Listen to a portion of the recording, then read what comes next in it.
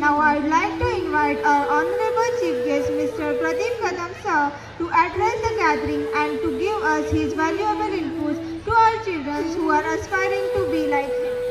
विचारांची कळ, चालण्याचं बळ, अक्षरांचं रान, शब्दाचं इमान, जगण्याचा पाया तुकोबराया. आकाशापेक्षा विशाल, सागरापेक्षा खोल, चंदनापेक्षा शीतल, गुलाबापेक्षा कोमल, मंदिर इतकंच पवित्र असं एकमेव चरित्र छत्रपती शिवाजी महाराज. भीमा, भामा आणि इंद्रायणीच्या तीरावर मुक्तीला छातीने समोर जाणाऱ्या स्वातंत्र्यवीर, धर्मवीर, हुतात्मा शंभूराजे, समाज संचितांच्या पार्श्वभूमीवर वंचितांचा विचार करणारे राजर्षी शाहू, महात्मा फुले, डॉक्टर बाबासाहेब आंबेडकर, समतेच्या तीरावर ममतेचं मंदिर बांधून समाज न्यायाची प्रेरणा देणाऱ्या सर्व महामानवांना, शेकडो वर्षापूर्वीचा अंधकार दूर करणाऱ्या क्रांतीज्योती सावित्रीबाई फुले, झाडाच्या प्रत्येक पानाला सूर्यप्रकाश हवा असतो तसं माणसाच्या प्रत्येक लेकराला शिक्षण हवं असतं. हा विचार ज्यांनी ज्यांनी या मातीत मांडला आणि कृतीत आणला त्या सर्व शिक्षण सम्राटांना आणि ज्यांच्या नावानं खरं तर हे विद्यालय सुरू आहे, कैलासवासी ताराबाई नारायण मुंडे यांच्या स्मृतींना प्रथमतः अभिवादन करतो. जिंकायला येता कोणी अजिंक्यही ठरते, लाख सिकंदर आक्रमणांना पुरूनही उरते. ती ही माती ज्या मातीला पराक्रमाचा इतिहास आहे, ज्या मातीला भक्तिमार्गाचा मृतगंध आहे, ज्या मातीतलं राजकारण, समाजकारण, अर्थकारण जगाच्या कानाकोपऱ्यापर्यंत जाऊन पोचलं, अशा मातीत साकारलेल्या या खालापूर जवळच्या या असरोटी गावामध्ये आज या TNM पब्लिक स्कूलच्या ॲन्युअल सोशल डेच्या निमित्तानं व्यासपीठावर उपस्थित असणारे आमच्या समवेत आलेले आमचे मार्गदर्शक आदरणीय शाहूराजे भोसले सर, जनता माध्यमिक आणि उच्च माध्यमिक विद्यालयात व्हाईस प्रिन्सिपल म्हणून ज्यांनी काम केले ते आदरणीय सर. त्याचबरोबर माणसं कर्तृत्वाने मोठी होतात पण समाज मोठा झाला पाहिजे हे ज्यांना वाटतं ते या संस्थेचे आदरणीय चेअरमन संतोषजी मुंडे सर. शिक्षण संस्था मी अनेक पाहिल्या, अनेक महाराष्ट्र आणि महाराष्ट्राच्या बाहेरच्या शिक्षण संस्थांच्या कार्यक्रमांना जातो, पण संस्थेचे सचिव कसे असावे याचं आदर्श उदाहरण कृष्णा गोरे सर. याचा अर्थ इथली माणसं सगळी वेगळी दिसतायत.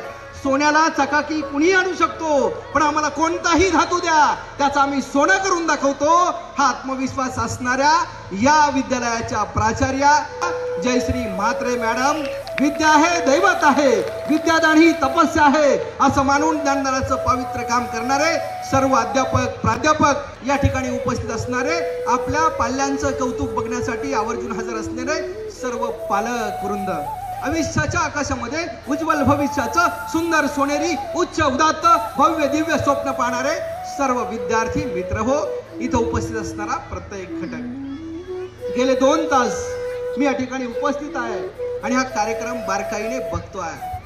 आता मुलांचं कौतुक झालं आणि महत्वाची गोष्ट मला जाणवली. सानिका एका ग्रामीण भागातली विद्यार्थिनी इंग्रजी माध्यमाच्या शाळेतून 88% मार्क मिळवून पुढे जाते ही मला वाटतं या भागातली, आणि म्हणून अशा सगळ्या गुणवंत विद्यार्थ्यांचं ज्यामध्ये हर्ष आहे, अनिकेत आहे, हर्षल आहे, मयूर आहे, स्वराज शिंदे सारखा या ग्रामीण भागातला विद्यार्थी गव्हर्नमेंट स्कॉलरशिप मध्ये आपलं नाव झळकवतो हे सुद्धा महत्वाचं आहे. एवढंच नाही तर इथं स्पोर्ट्स मध्ये खेळलेली मुलं संस्कृती पाहिली, वैष्णवी पाहिली, त्याचबरोबर जागृती पाहिली, मंथन पाहिला, ही सगळी मुलं पाहिली. 2 छोटी मुलं मी पाहिली, तेजू आणि सिया, ही 2 छोटी मुलं मी पाहिली, त्यांच्यासोबत ड्रॉइंग मध्ये चमकलेले भक्ती आणि पियुष पाहिला. हे सगळं मी पाहत होतो, शाळेचा अॅन्युअल रिपोर्ट ऐकत होतो, इथल्या मुलांचे परफॉर्मन्स बघत होतो, ज्यामध्ये माझ्या लक्षात आलेलं आहे सुरुवातीला मुलींनी 10वीच्या कथ्थक नृत्य स्वागतातून सादर केलं, त्यानंतर ज्युनियर KG ची मुलं पाहिली, पहिलीची मुलं पाहिली, त्या सगळ्यांनी डान्सच्या माध्यमातून, गायनाच्या माध्यमातून आपलं स्वागत केलेलं आहे. त्यानंतर पुढे आपण बघितलं हम चले स्कूल, गाणं पाहिलं 4थीच्या मुलांचं, त्यानंतर 3री आणि 2रीच्या मुलांचं.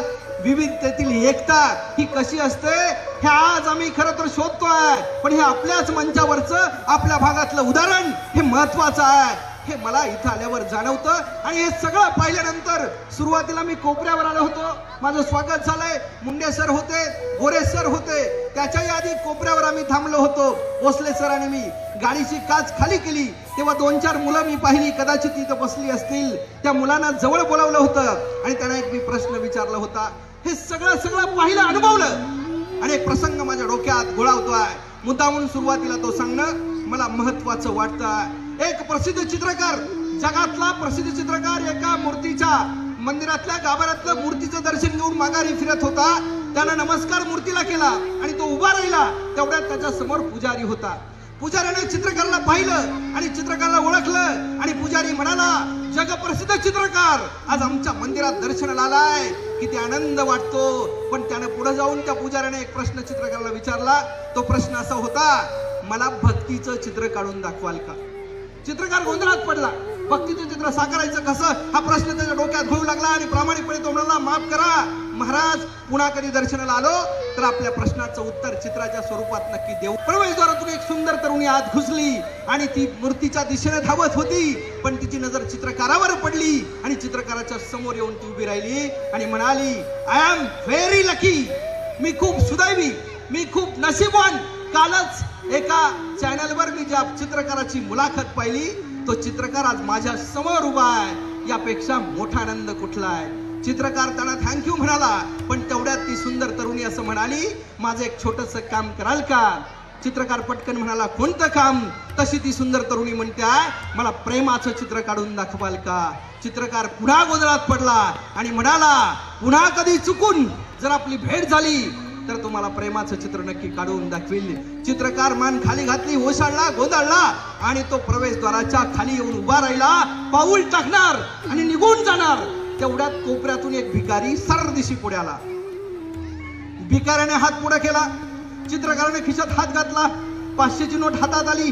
चित्रकार ती नोट त्या भिकाऱ्याच्या हातावर ठेवणार. तेवढ्यात भिकाऱ्याने हात माघारी घेतला आणि भिकाऱ्याने घेतलेला माघारी हात पाहिल्यावर चित्रकार म्हणतो, का काय झालं? त्यावेळेस तो भिकारी म्हणतोय, काल परवा एका पेपरच्या कागदाच्या तुकड्यावर मी तुमचा फोटो पाहिला.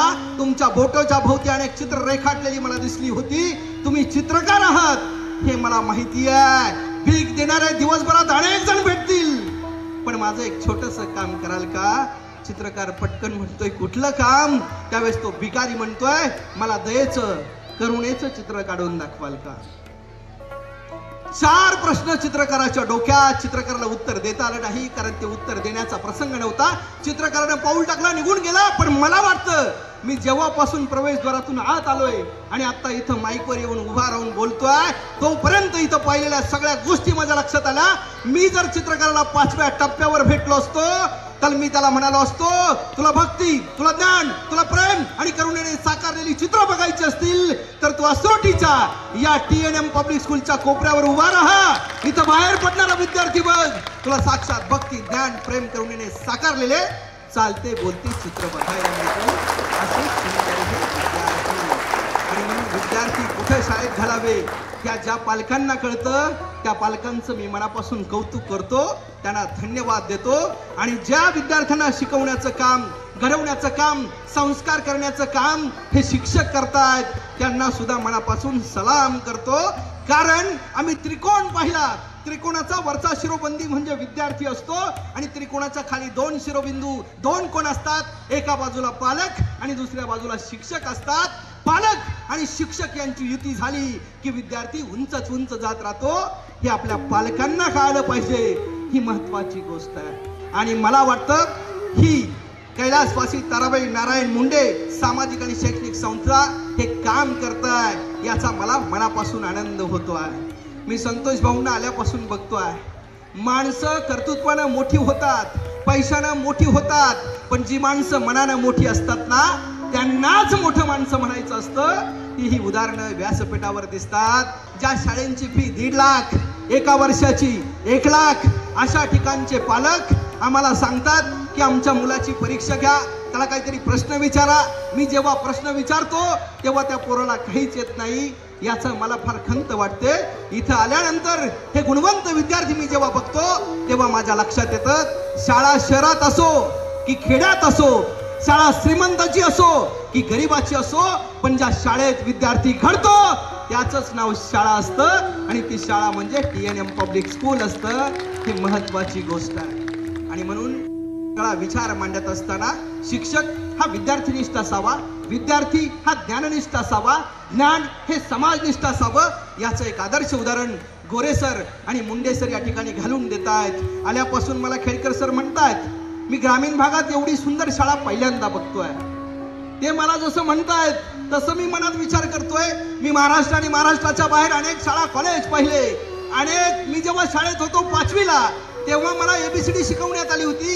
A for apple, B for ball, C for cat, D for doll. आमच्या देहूचे प्राध्यापक रामकृष्ण मोरे हे शालेय सांस्कृतिक मंत्री झाले, शिक्षण मंत्री झाले आणि पहिलीपासून त्यांनी इंग्रजी आणलं. इंग्रजी ही काळाची गरज आहे हे त्यांना माहित होतं. त्यानंतर 2003ला मी अंधेरीच्या भागामध्ये एका व्याख्यानासाठी गेलो आणि एका पहिलीतल्या मुलाला मी प्रश्न विचारला, जरा ABCD म्हणतोस का? त्या मुलाने ABCD म्हटली ती अशी होती, A for Amitabh, B for Bachchan, C for corporation. हे त्याचंही बरोबर होतं कारण तो मुंबईत शिकत होता. पण 2018ला लॉकडाऊनच्या अगोदर पुण्यातल्या एका इंग्रजी माध्यमातल्या नर्सरीतल्या मुलाला मी विचारलं, जरा ABCD म्हणतोस का? आणि नर्सरीतला मुलगा ABCD म्हणतोय. A for Airtel, B for Bluetooth, C for chatting, D for downloading, F for Facebook, W for wifi, Y for YouTube. हे त्याचाही बरोबर आहे कारण तो आधुनिक काळात शिकतोय. पण मला अपेक्षा आहे आणि मला खात्री आहे, मला विश्वास आहे, TNM पब्लिक स्कूल मधला विद्यार्थी ABCD जर म्हटला तर तो ABCD अशी म्हणेल, A for accuracy, B for brevity, C for clarity, D for discipline आणि E फॉर एक्सलन्स. हे एक्सलन्स निर्माण करण्याचं काम हे TNM पब्लिक स्कूल करतंय.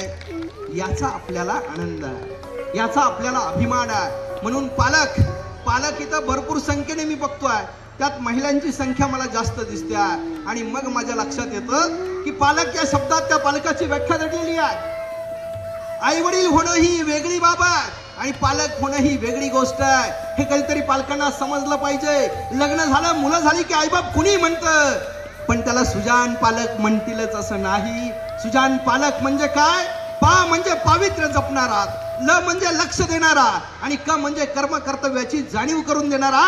याला पालकाची व्याख्या म्हणतात. या संकल्पनेत जो बसतो ना तो खरा पालक असतो आणि या TNM पब्लिक स्कूलच्या विद्यार्थ्यांचे पालक हे या संकल्पनेत बसत असतील आणि ते बसतील यावर माझी श्रद्धा आहे. आणि म्हणून मी सुरुवातीला महापुरुषांना वंदन करतो, नमस्कार करतो. त्याचं कारण काय? त्यांनी आम्हाला इतिहास सांगितला, त्यांनी आम्हाला इतिहास दाखवला, त्यांनी आमच्या समोर इतिहास निर्माण केला आणि त्यातून आम्ही काय शिकतो?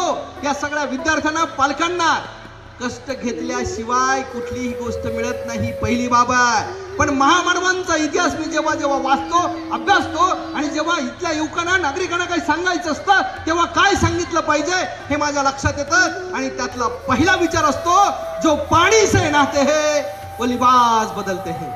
जो पानी से नहाते हैं वो लिबास बदलते हैं. जो पसीनों से नहाते हैं वो इतिहास बदलते हैं, वो इतिहास बदलते हैं.